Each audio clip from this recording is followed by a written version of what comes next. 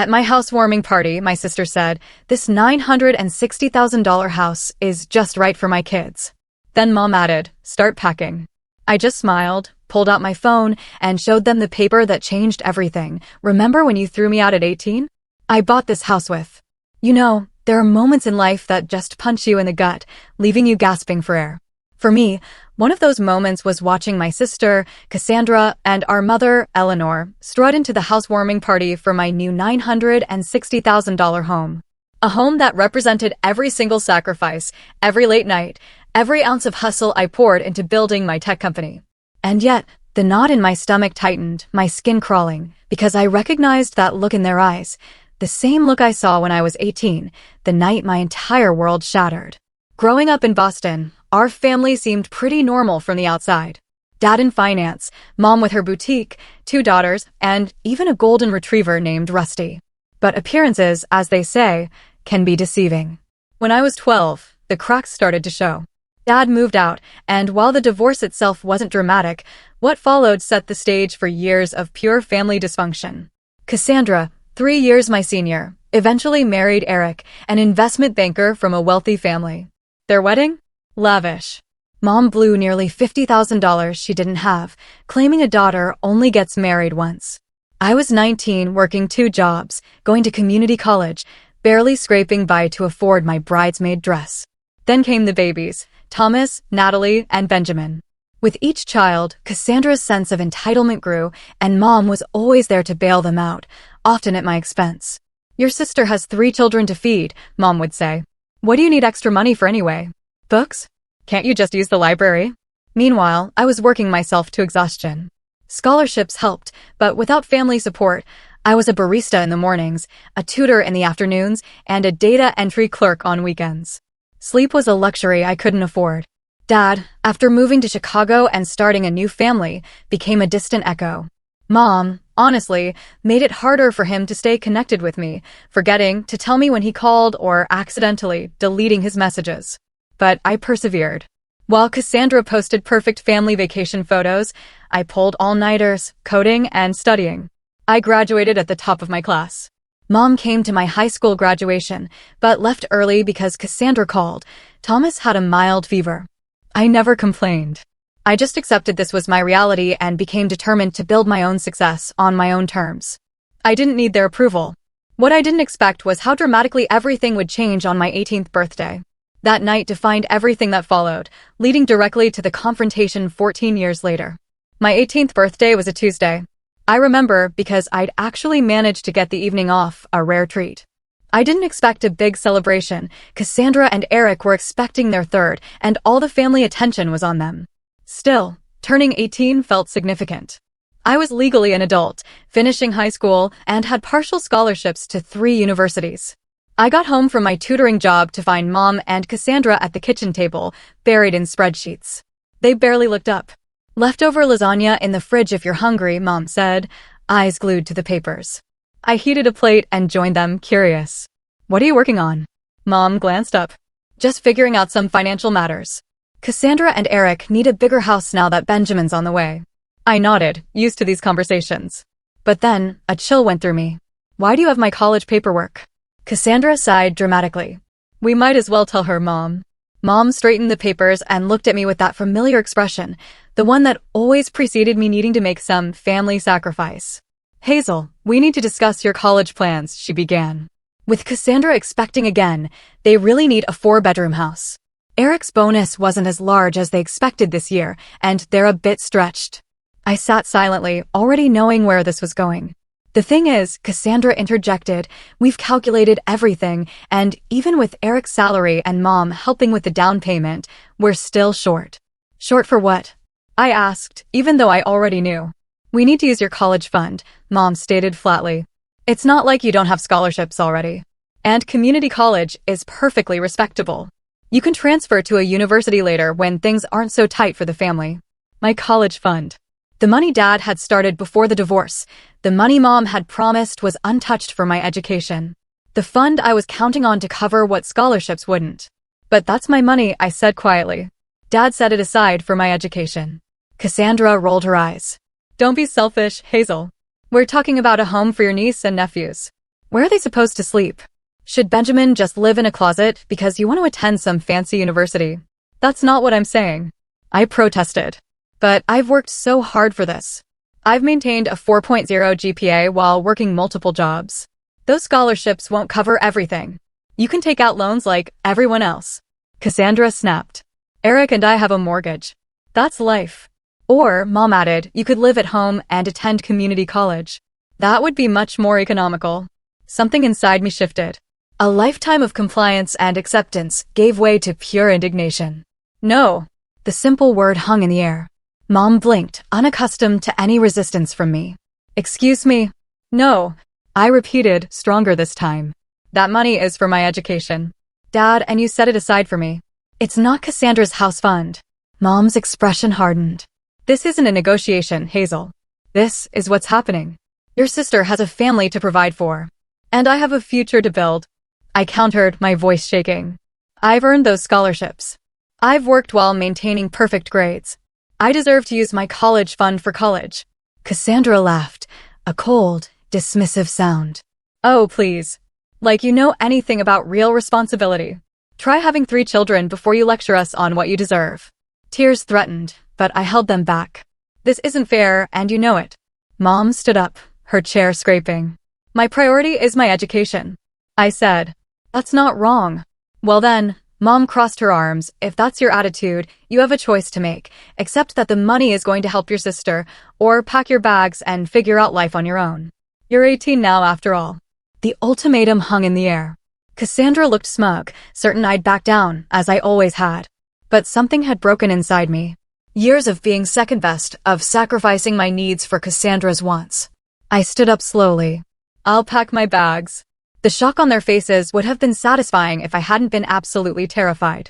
Mom clearly hadn't expected me to choose independence. Don't be dramatic, Cassandra scoffed. Where would you even go? I didn't answer. I walked to my bedroom and pulled out my largest suitcase. With mechanical efficiency, I packed clothing, toiletries, my laptop, and important documents. Family photos stayed on the walls. They didn't feel like mine anymore. Mom appeared in my doorway as I zipped the suitcase closed. You're being ridiculous. Sleep on it, and we'll discuss this rationally in the morning. There's nothing to discuss, I replied, surprised by my own calm. You've made your position clear. I'm making mine clear too. I wheeled my suitcase past her, grabbed my backpack from the hook by the front door, and stepped out into the night. No one called after me. No one tried to stop me. That night, I slept in my car in the Walmart parking lot, using my work uniform as a pillow. For 2 weeks, I kept that routine, working my 3 jobs, sleeping in my car, showering at the gym where I had a discount membership. I told no one.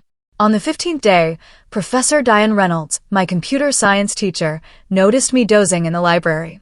She gently woke me and asked if everything was all right. Something in her kind eyes broke my carefully maintained composure, and I told her everything. That evening, she drove me to her house and showed me her guest room. It's yours until you figure things out, she said simply. No one should face this alone. Professor Reynolds became more than a teacher. She became my mentor, my advocate, the first person who truly believed in my potential without conditions. She helped me secure additional scholarships, guided me through financial aid applications, and gave me a key reference for an internship that would eventually change my life. The night I was kicked out shaped everything that followed. It taught me that I was truly on my own, but also that chosen family could be more supportive than blood. Most importantly, it showed me my own strength, a strength I didn't know I possessed until I was forced to find it. With Professor Reynolds' support, I managed to cobble together enough financial aid, scholarships, and part-time work to attend a nearby state university rather than my dream school. It wasn't Boston University, but it had a solid computer science program, and I was grateful. College life was drastically different for me than for my peers. While they attended parties and joined clubs, I worked multiple jobs to stay afloat, waiting tables, working the university IT help desk, and doing freelance web development projects late into the night. Sleep became a luxury, a social life non-existent. Despite this grueling schedule, I maintained a perfect GPA. The computer science curriculum came naturally, and I found myself helping classmates who struggled, one of whom was Stephanie Chin. Stephanie, brilliant but unfocused, became my best friend and eventual business partner. We were opposites in many ways. I was methodical, she was impulsive. I excelled at back-end programming. She had an eye for user experience and design. Together, we were perfect. In our junior year, we started discussing an idea for a financial management app aimed at young adults.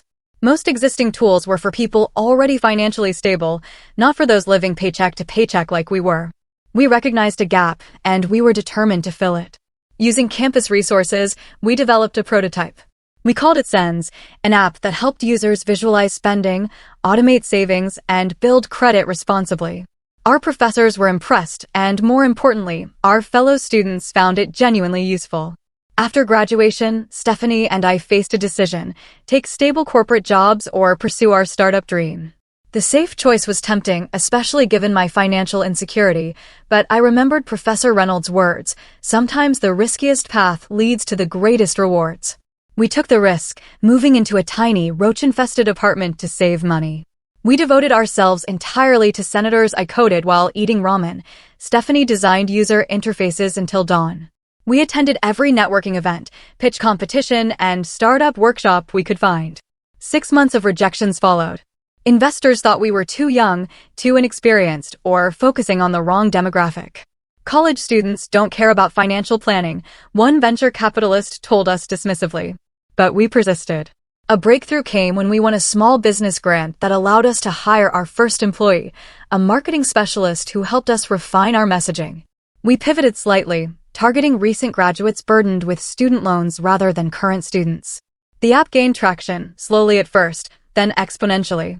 A tech blog featured us, a financial influencer with millions of followers recommended senators. Our user base grew from thousands to hundreds of thousands. During this growth, I occasionally thought about reaching out to my family. I'd had minimal contact since that night. Mom had called once, 3 months after I left, not to apologize, but to inform me they'd gone ahead and used my college fund for Cassandra's down payment. Dad sent occasional texts checking in, but our relationship remained distant. I focused instead on building my company and my life. The years passed in a blur of code, meetings, and gradual success. Stephanie and I moved from our dingy apartment to a proper office. We hired more developers, customer service representatives, marketing specialists. Sens evolved into a comprehensive financial platform. 5 years after launching, we received an acquisition offer from one of the largest financial technology companies in the country. The number was staggering, enough money to make both Stephanie and me millionaires several times over. After weeks of negotiations, we accepted. I was 30 years old and suddenly wealthier than I'd ever imagined possible. The scared 18-year-old sleeping in her car seemed like a different person entirely. With financial security came the freedom to make deliberate choices rather than desperate ones. I invested most of my windfall, donated to scholarships for first-generation college students, and finally allowed myself to think about creating a home. A real home, not just a place to sleep between work shifts. After months of searching, I found it, a beautiful craftsman-style house in an upscale neighborhood. At $960,000, it was a significant investment, but well within my means. The 4-bedroom home had character and charm: hardwood floors, large windows, a wraparound porch, and a spacious backyard. It needed renovations, but I saw its potential immediately. As I signed the closing documents, I thought about the irony. 14 years ago, my college fund had been taken to help buy Cassandra a larger house. Now I was purchasing a home worth nearly $1 million through my own efforts. During the renovation, I received an unexpected message from my father.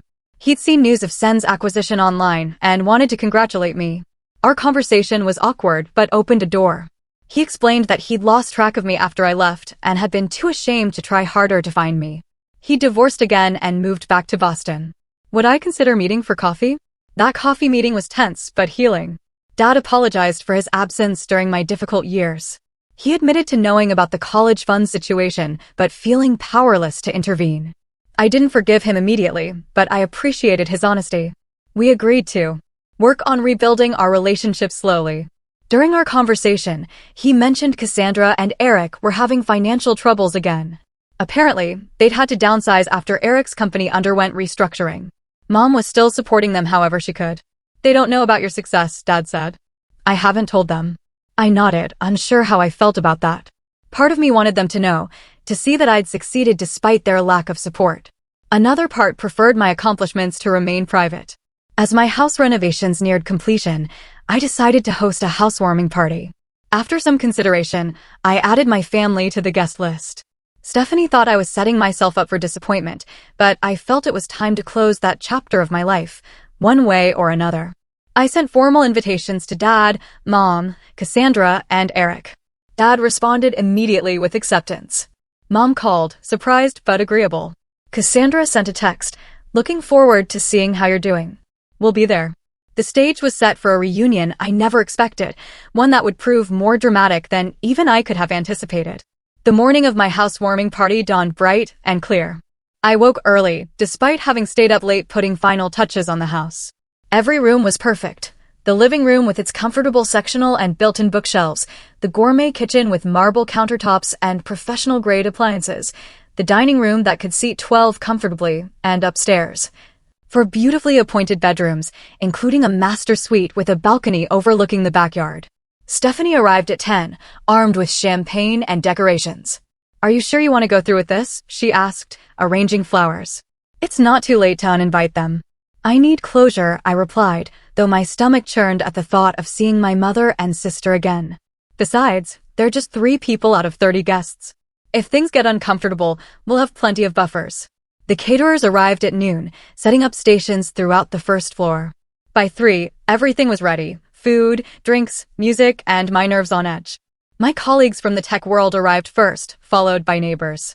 Professor Reynolds came with her husband, embracing me warmly and whispering how proud she was. Friends from college, industry connections, and my financial advisor rounded out the early arrivals. At 4:30, the doorbell rang again. I opened it to find my father standing awkwardly on the porch, a gift bag in hand. "Dad," I said, the words still feeling strange. "Hazel," he replied, his eyes taking in the house behind me. "This is impressive." I invited him in, giving him a brief tour while introducing him to a few guests. He seemed genuinely pleased to see how well I was doing, if somewhat out of place among the successful professionals who filled my home. "Your mother and sister should be here soon," he mentioned. They were planning to come together. I nodded, refilling my water glass to hide my nervousness. "And how are they?" Dad hesitated. "Managing Eric's job situation has been tough on them. They sold their house last year and moved to a townhouse. Eleanor, your mom, helps with the kids a lot." Before I could respond, Stephanie appeared at my elbow. "More guests arriving," she murmured, including, I believe, your mother and sister. Taking a deep breath, I made my way to the front door. There they stood, Eleanor, barely aged despite the 14 years, and Cassandra, still beautiful but with lines of stress around her eyes. Behind them stood Eric, looking significantly older and more worn than I remembered, and their 3 children, Thomas, now a teenager, Natalie, a preteen, and Benjamin, about 10 years old. "Hazel," Mom said, her voice careful. "Thank you for inviting us." "Welcome," I replied, stepping back to allow them entry. "Please come in." The children hung back shyly, clearly coached to be on their best behavior. I smiled at them, these niece and nephews I barely knew. "There's a game room upstairs if you get bored," I told them. "Second door on the right." That broke the ice a bit. Thomas asked if I had a gaming console, and when I confirmed I did, the kids disappeared upstairs. After quick thank yous, Eric commented, "Beautiful home." He looked around with professional interest. "The architectural details are impressive." "Thank you," I replied. The renovation took 6 months, but it was worth it. 6 months. Cassandra's eyebrows rose. "You must have had quite a team working on it." "I did," I confirmed without elaboration. "Would you like a tour?" Leading them through the house, I noticed Cassandra's expression growing increasingly calculating. She ran her hand along the quartz countertops, peered into closets, and made comments about the excellent space for children in the backyard. Mom followed more quietly, occasionally commenting on a decoration or asking about a feature. "This must have been quite an investment," she finally said as we reached the master bedroom. "It was," I acknowledged, "but I've been fortunate in my career." "What exactly do you do now?" Cassandra asked, sitting uninvited on the edge of my bed. "Dad mentioned something about an app." I gave them the abbreviated version of my success story, watching their expressions shift from polite interest to stunned realization. "You sold your company for millions?" Cassandra clarified, her voice higher than normal. "We did," I confirmed. The timing was right. The tour continued downstairs, where more guests had arrived. I introduced my family to Stephanie, to Professor Reynolds, to colleagues and friends who knew parts of my story. Throughout these introductions, I noticed Mom and Cassandra huddled in corners, whispering intensely. Eric seemed disconnected from their conversations, instead engaging genuinely with my tech industry friends. An hour into the party, I clinked a glass to gather everyone's attention. Thank you all for coming to celebrate this new chapter with me, I began. This house represents not just a place to live, but a milestone I once thought impossible. I'm grateful to everyone who supported me along the way. As I finished my brief speech, Cassandra stepped forward. As Hazel's sister, I'd like to say something too. Her voice carried that confident tone I remembered from childhood, the voice that usually preceded her getting exactly what she wanted. Family is everything, she continued, placing her hand on my arm. And seeing Hazel's beautiful home today has made me realize how perfect this would be for our family. A confused murmur ran through the guests. What Cassandra means, Mom interjected smoothly, is that we're so proud of Hazel for creating a space where family can gather. No, Cassandra corrected, her grip tightening on my arm. What I mean is that this house would be perfect for my family. With Eric's job situation and the kids needing good schools, we've been looking for exactly this kind of home in exactly this neighborhood. The room fell silent. Even the caterers stopped moving. Cassandra, Eric started, his face reddening. This isn't the time or place. It's exactly the time, she interrupted. Hazel's always wanted to help family. She's single, no kids, and clearly doing well financially. This 4-bedroom house is wasted on one person when we have 3 growing children who need space and stability. Mom nodded in agreement. Family. I stood frozen, unable to believe what I was hearing. After 14 years of no contact, after taking my college fund, they were now suggesting no, expecting that I would give them my house. Hazel, Mom continued, her voice taking on that authoritative tone I remembered all too well. You need to pack your bags and find somewhere smaller. A condo downtown would suit your lifestyle much better, and it would mean the world to your sister's family. Cassandra was already walking around the living room, pointing out changes they'd make. Thomas could take the bedroom with the bay window, Natalie would love the purple room, and Benjamin would have so much space for his toys in the smallest bedroom. Mom joined in. After all Cassandra's been through, she deserves this. It's the least you could do as her sister. The room had gone completely silent. My guests looked between us in horrified fascination. Stephanie had moved to my side, her presence supportive but silent. I took a deep breath, feeling strangely calm despite the outrageous scene unfolding. I have something to show you, I said quietly, retrieving my phone. Using the smart home system, I connected my phone to the large television in the living room. With a few taps, I pulled up a document and projected it onto the screen. What's this? Cassandra asked impatiently. This, I replied, is a restraining order I filed 14 years ago after you kicked me out on my 18th birthday. The room fell into stunned silence as the legal document displayed on the screen. Even the caterers stood frozen, trays in hand. What are you talking about? Mom's voice broke the silence, a mixture of confusion and indignation. We never kicked you out. You chose to leave. I kept my voice level. Years of carefully maintained composure serving me well. You gave me an ultimatum on my 18th birthday, except that my college fund would go to Cassandra's down payment, or pack my bags. I packed my bags. You didn't stop me. That was a disagreement, not an eviction. Cassandra scoffed, though her eyes remained fixed on the document. You were being dramatic. I slept in my car for 2 weeks, I replied simply. In February. In Boston. A murmur ran through the gathered guests. Dad stepped forward, his face ashen. I didn't know it was that bad, he said quietly. You never told me. Would it have mattered? I asked. He had no answer for that. I swiped to the next document on my phone. This is more interesting though. This is why I filed the restraining order.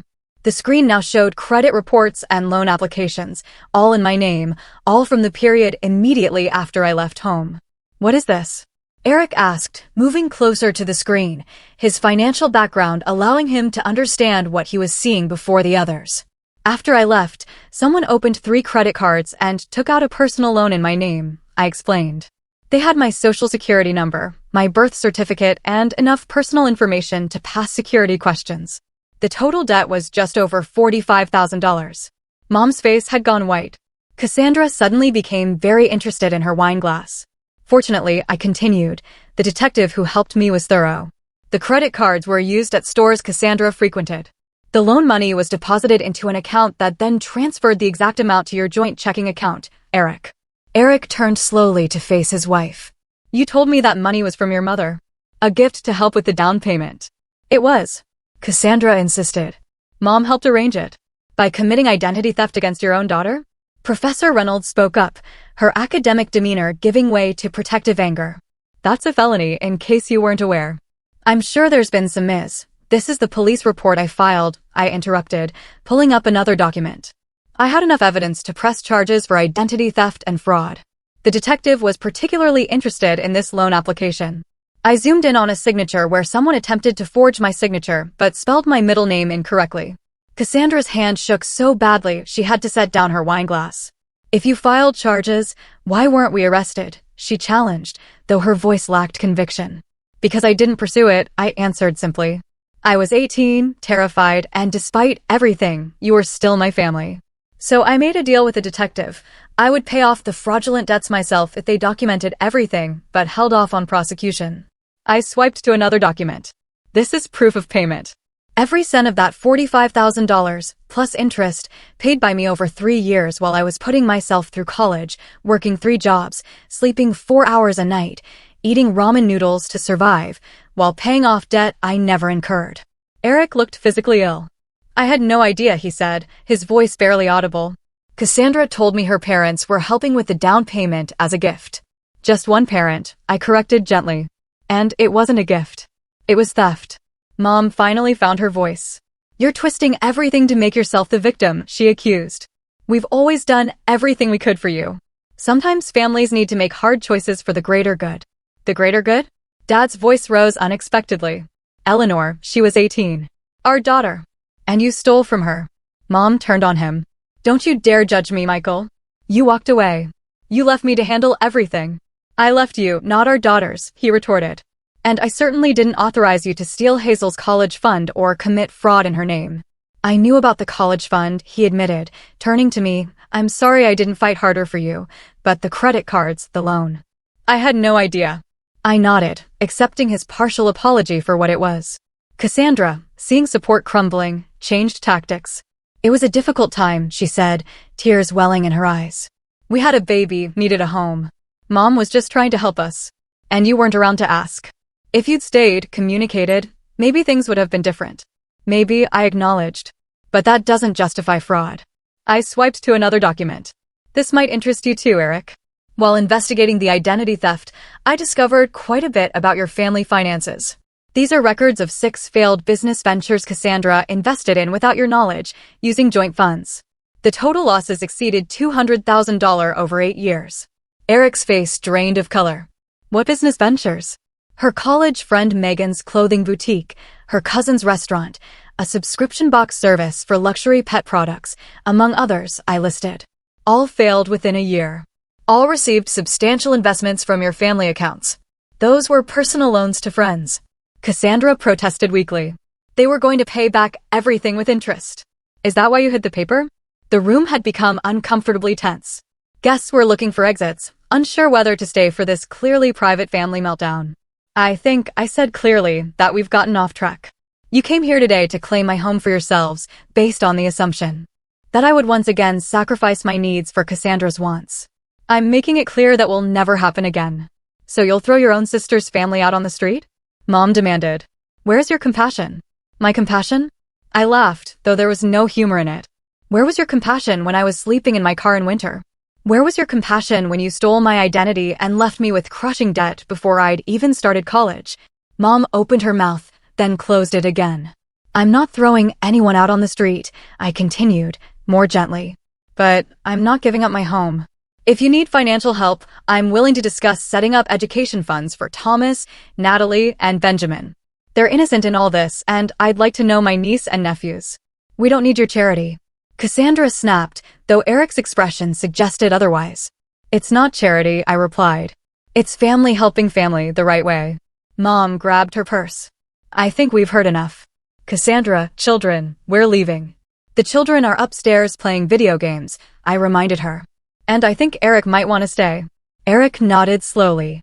I need to understand exactly what's been happening with our finances, he said. Kids will be fine for a while longer. Fine. Mom snapped. Cassandra, let's go. As they moved toward the door, Stephanie stepped forward. I think that's best. This is supposed to be a celebration of Hazel's new home, not a venue for attempted property theft. Mom's face flushed dark red. How dare you? This is a family matter. Yes, Stephanie agreed. And Hazel's chosen family is here to support her. You might want to think about what real family support looks like before you return. After they left, the party slowly regained its momentum, though conversations inevitably centered on the dramatic confrontation. Eric remained, speaking quietly with my financial advisor in a corner, occasionally glancing at his phone as though seeing texts from Cassandra. Later, as guests began to leave, he approached me. I owe you an apology, he said formally. I had no idea about the identity theft or the investments. I knew about the college fund, but Cassandra told me you had agreed to it. Would it have mattered if you'd known the truth? I asked. He considered this. I'd like to think so. But honestly, I was different then. Success and money were all that mattered. He glanced around the room. Looking at what you've built on your own, I realize how misguided my priorities have been. What will you do now? I asked. Have a very difficult conversation with my wife, he replied grimly. And probably contact a divorce attorney. The financial deceptions are too significant to ignore. I felt a surprising pang of sadness for my sister. For all her flaws, I'd never wished for her marriage to end. I meant what I said about education funds for the children, I told him, regardless of what happens between you and Cassandra. He nodded gratefully. They'd like to know their aunt, especially Thomas. He's interested in programming. After Eric left to collect the children, Stephanie and I began cleaning up. Well, she said, loading glasses into the dishwasher, that was the most dramatic housewarming I've ever attended. I laughed, feeling lighter than I had in years. Not exactly the closure I expected, but closure nonetheless. Do you think they'll try to contact you again? She asked. Mom and Cassandra? Eventually. When they need something, I closed the dishwasher and straightened up. But next time, I'll be prepared. No more doormat, Hazel. As the last guest departed and quiet settled over my new home, I walked through each room, appreciating what I'd built. Not just the physical structure, but the life it represented. A life earned through perseverance, hard work, and the courage to stand up for myself when it mattered most. The days following the housewarming were surprisingly peaceful. I had expected harassment from Mom and Cassandra, angry calls, manipulative texts, perhaps even unannounced visits. Instead, silence. It was Eric who contacted me, requesting to meet at a coffee shop near his office. Cassandra moved in with your mother, he informed me over lattes, 3 days after the party. She took the kids for now, but we've agreed to equal custody while we sort things out. I'm sorry about your marriage, I said sincerely. He shrugged, looking both exhausted and relieved. After what came to light at your party, I started digging deeper into our finances. It's worse than you know. We're not just struggling, we're nearly bankrupt. How's that possible? You had a good position at the investment firm. Had, he emphasized. I was let go 6 months ago. Downsizing. I've been working as a financial consultant since then, but making about 1/3 of my previous salary. Meanwhile, Cassandra continued spending as though nothing had changed. He pushed a folder across the table. These are statements from accounts I didn't even know existed. Credit cards maxed out, loans I never signed for, second mortgages on the house before we sold it. Reviewing the documents, I felt a wave of déjà vu. She did to you what she and Mom did to me, I murmured, except on a much larger scale. He agreed grimly. We're talking hundreds of thousands in debt. What will you? Bankruptcy seems inevitable, he admitted. I nodded, understanding. My offer for education funds still stands. I can set up accounts that can only be used for educational expenses. That would mean everything, he said, genuine gratitude in his voice. And maybe, would you consider spending time with them occasionally? They need stable adults in their lives right now. That conversation marked the beginning of a new chapter for me and for Eric and the children. They were bright, curious kids who bore the strain of their parents' conflict with remarkable resilience. About 2 weeks after the housewarming, Dad invited me to dinner. Over pasta at a quiet restaurant, he shared his perspective on the years of family dysfunction. I failed you, he said plainly. After the divorce, Eleanor made it difficult to maintain contact, but that's no excuse. I should have fought harder to stay involved in your life. Why didn't you? I asked, the question I'd held for 14 years finally finding voice. He sighed deeply. Partly guilt. The divorce was my fault. I had an affair with my second wife before leaving. Eleanor knew, and she used that as leverage to control everything, including access to you girls. This revelation shifted my understanding of our family dynamics, though it didn't excuse his absence. I also failed to protect your college fund, he continued. It was in a joint account with Eleanor. I trusted her to use it appropriately despite our problems. When I found out what happened, I was too ashamed to confront you about it. You could have helped me, I pointed out, when I was sleeping in my car. I didn't know, he insisted. Eleanor told me you'd moved in with a friend from school. By the time I learned otherwise, months had passed, and you'd stopped responding to my messages. We talked for hours that night, untangling years of misunderstandings, half-truths, and outright lies. Dad wasn't blameless, but I came to understand he had been manipulated by Mom. Almost as much as I had been. Your mother wasn't always like this, he explained. After Cassandra was born, something changed. She became obsessed with creating a perfect life for her, often at your expense. I tried to balance things to advocate for you, but it only created more conflict. Why the favoritism? I asked, the question that had haunted my childhood. He considered this carefully. I think Cassandra reminded Eleanor of herself. The self she wanted to be: beautiful, socially adept, traditional. You were more like me, analytical, independent, questioning. And I think that scared her. 2 days after my dinner with Dad, I received the first contact from Cassandra, a lengthy email that oscillated between apology and justification. She acknowledged the identity theft, but blamed financial desperation and Mom's influence. She expressed regret for the housewarming confrontation, but maintained that her family's needs should take priority over my extravagance. Classic Cassandra, Stephanie commented when I showed her the email. Apologizing without actually accepting responsibility. At least she's acknowledging what happened, I replied, more generous now that I was safely beyond her manipulation. That's progress. Mom's approach was more direct. She began calling daily, leaving voicemails that evolved from angry accusations to tearful pleas. Families should forgive each other, she insisted in one message. We made mistakes, but so have you, by embarrassing us in front of your friends. I didn't respond to either of them immediately, focusing instead on establishing clear boundaries with my therapist, Dr. Jennifer Blake. Your mother and sister exhibit classic patterns of manipulative behavior, Dr. Blake observed during one session. They're used to you eventually giving in. Your continued boundary setting is unfamiliar and threatening to them. I feel guilty sometimes, I admitted, especially about the kids being caught in the middle. That's natural, she assured me. But remember, you're modeling healthy boundaries for those children, and you're supporting them directly through the education funds and quality time. That's genuine family support, not the conditional kind you received. As weeks passed, the situation with Eric and Cassandra deteriorated further. Their divorce proceedings revealed even more financial deceptions. Eric filed for bankruptcy as planned.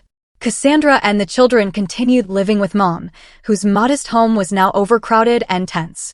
6 months after the housewarming, Eric secured a better position at a smaller firm and rented a 3-bedroom apartment. The custody arrangement gave him the children every other week. During his weeks, I would often visit, helping Thomas with programming projects or simply providing another supportive adult presence. It was during one of these visits that Eric mentioned Cassandra had begun therapy. Her therapist suggested it might help with the divorce and financial issues, he explained. I'm skeptical about her commitment, but it's a start. Around the same time, I finally agreed to meet with Mom for coffee. The conversation was strained but civil. She had aged visibly in the 6 months since the party. Living with Cassandra and the children is challenging, she admitted. There's no privacy, no peace. And her spending habits. She trailed off, shaking her head. You enabled those habits, I pointed out gently. I wanted her to have everything I didn't, Mom replied, a rare moment of self-awareness. I grew up poor, wore hand-me-downs, never had the nice things other girls had. I swore my daughter would have better. You had 2 daughters, I reminded her. She had the grace to look ashamed. I know. I convinced myself you were stronger, more independent, that you didn't need the same support. It wasn't a full apology, but it was as close as I'd ever get. This pattern of financial manipulation, spanning decades, helped me understand that Mom's behavior wasn't just about favoritism. It reflected deeper issues with control, entitlement, and perhaps undiagnosed mental health challenges. Meanwhile, Cassandra's journey through therapy seemed to be yielding genuine growth. Our monthly lunches with the children evolved from awkward to cautiously pleasant. She found a job as an administrative assistant at a local company, her first real employment since marriage, and moved into a small apartment when living with Mom became unsustainable for both of them. I never learned to stand on my own, she confessed during one of our meetings. Mom did everything for me, then Eric took over. When everything fell apart, I had no idea how to function independently. Watching her struggle with basic adult responsibilities, budgeting, meal planning, home maintenance, I felt an unexpected compassion. Cassandra had been as much a victim of Mom's dysfunction as I had been, just in a different way. Her golden child status had crippled her ability to develop resilience and self-sufficiency. The children adapted to their new reality with remarkable flexibility. Thomas, now 11, thrived in the coding club I connected him with. Natalie discovered a passion for science that neither Cassandra nor Eric had noticed. Benjamin's dinosaur obsession evolved into a broader interest in natural history. I established college funds for each of them, structured so the money could only be used for educational purposes, a protection against history repeating itself. Eric and I developed an unexpected friendship built on mutual respect. He had faced the financial disaster head-on, slowly rebuilding his credit and career while being a more present father than he'd ever been during his marriage. The bankruptcy was humiliating, he admitted, this more authentic version of Eric. Not all relationships could be salvaged, however. Mom continued to resist true accountability, oscillating between superficial apologies and subtle justifications. During one particularly difficult lunch, she suggested that my success was partially due to her tough love approach. If we hadn't pushed you out of the nest, would you have developed the same drive? She mused, as though my homelessness had been a calculated teaching moment rather than abandonment. I set down my fork carefully. That's like saying abuse makes people stronger. Some survive despite it, not because of it. I succeeded in spite of how you treated me, not because of it. She changed the subject quickly, uncomfortable with direct confrontation, as always. These moments reinforced Dr. Blake's assessment that while Mom might improve her behavior to maintain contact, true remorse or insight might never come. Some people aren't capable of the depth of self-reflection necessary for genuine change, Dr. Blake explained. You can adjust your expectations accordingly and decide what kind of limited relationship, if any, serves your well-being. By the time my house's one-year anniversary approached, I had established clear parameters for family interaction, monthly lunches with Cassandra and the children, occasional coffees with Mom, regular dinners with Dad, and more frequent time with the kids during Eric's custody weeks. To mark the occasion, I hosted a small gathering, a deliberate contrast to the previous year's dramatic housewarming. Stephanie brought her new fiancé. Professor Reynolds and her husband attended. Dad came with Laura, their relationship now serious. Eric brought the children for a few hours. Even Cassandra made a brief, pleasant appearance. Mom was notably absent, her choice after I refused to invite certain toxic family friends she'd insisted should be included. It was a small but significant victory in maintaining my boundaries. As evening fell and guests enjoyed dessert on the patio, Thomas approached me with his laptop. "Aunt Hazel, can you look at my code? I'm trying to build a game, but the graphics won't render properly." We sat together on the porch swing, troubleshooting his JavaScript errors while fireflies blinked in the gathering dusk. The simple moment, an aunt helping her nephew, family supporting family in healthy ways, brought tears to my eyes that I quickly blinked away. "You okay?" Thomas asked, noticing my emotion. "More than okay," I assured him. "Just happier here." Later that night, after everyone had left, I walked through my home, truly mine in every sense. The house had become a sanctuary, not just from the outside world, but from the damaging family patterns that had nearly destroyed me. Within these walls, I had established new traditions, new relationships, and a new definition of family based on mutual respect rather than obligation or manipulation. My journey from sleeping in my car at 18 to owning this beautiful home at 32 wasn't just about financial success, it was about reclaiming my worth, establishing healthy boundaries, and building a life aligned with my values rather than others' expectations. The relationships with my family would likely always be complicated. Mom might never fully acknowledge the harm she'd caused. Cassandra's growth might have limits. Dad's efforts to make amends couldn't erase years of absence. But I no longer needed their validation or approval to feel complete. The frightened 18-year-old who drove away from her childhood home with nowhere to go had found not just shelter, but strength. She had discovered that family is sometimes chosen, not born, and that standing in your truth, however painful, leads to authentic connection rather than the hollow performance of obligation. As I settled onto my porch with a cup of tea, watching the stars emerge in the summer sky, I felt a profound peace. The journey hadn't been easy, but it had led me exactly where I needed to be, home, in every sense of the word. Video Deep Research Canvas Gem.